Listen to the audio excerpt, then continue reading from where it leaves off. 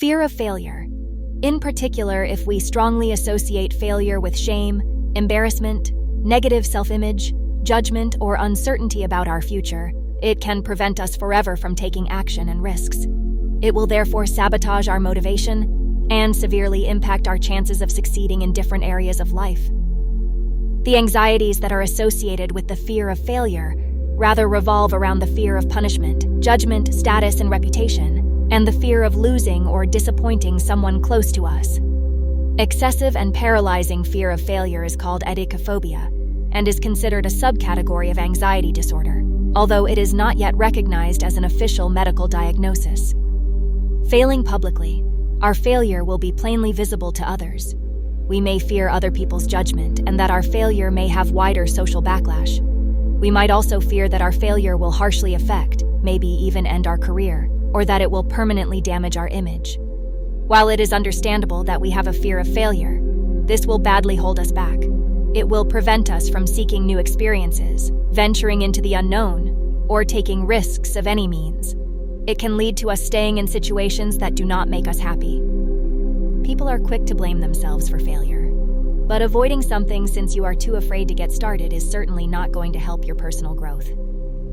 A lot of people are afraid of failure, and so they never try anything in life. They never attempt that project, they never write that book, they never start that podcast, because they're afraid that if they do, they're going to fail.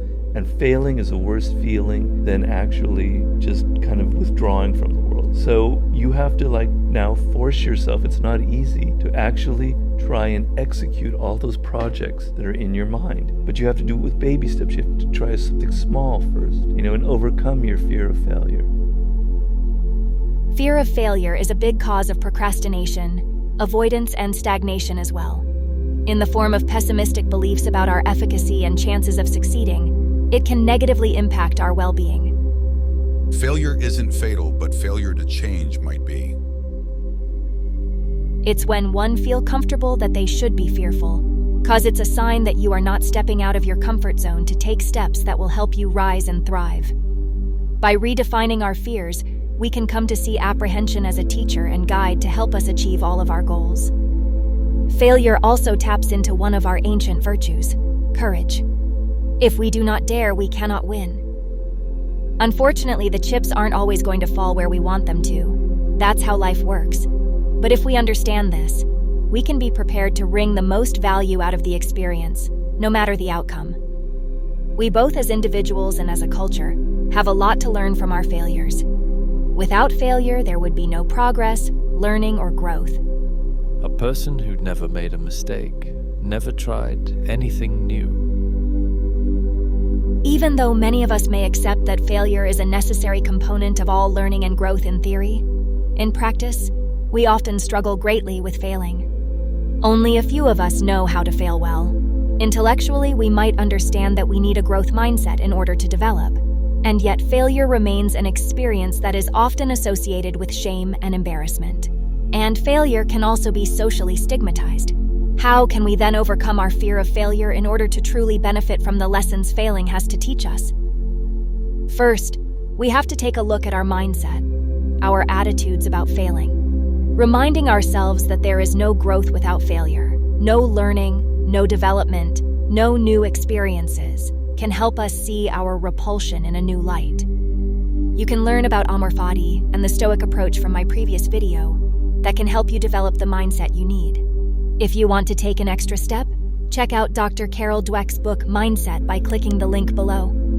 Second, you can start by slowly training your failure muscle in a safe space. Try learning a new skill or hobby and be kind to yourself through the process. Allow yourself to fail.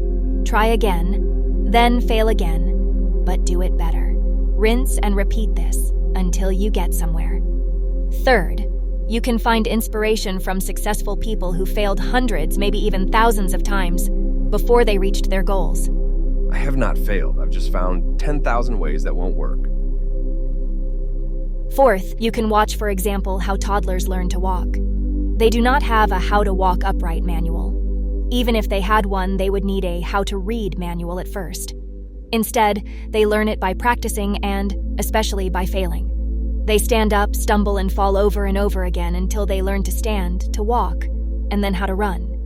Success is stumbling from failure to failure with no loss of enthusiasm.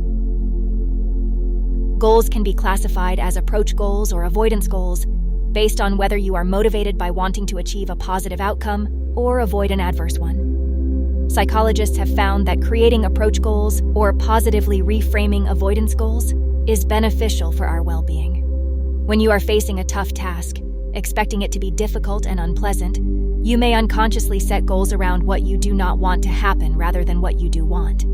It is important to set approach goals instead of avoidance goals and focus on what you want to achieve rather than what you want to avoid. Creating a so-called fear list about what may not happen as a result of your fear or at the cost of inaction can also help. And finally, simply start seeing your failures as teachers.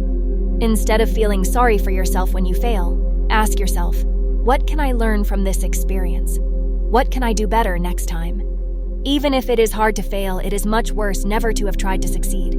You miss every shot you don't take. Trying new things and stepping outside of our comfort zone always involve the risk of failure.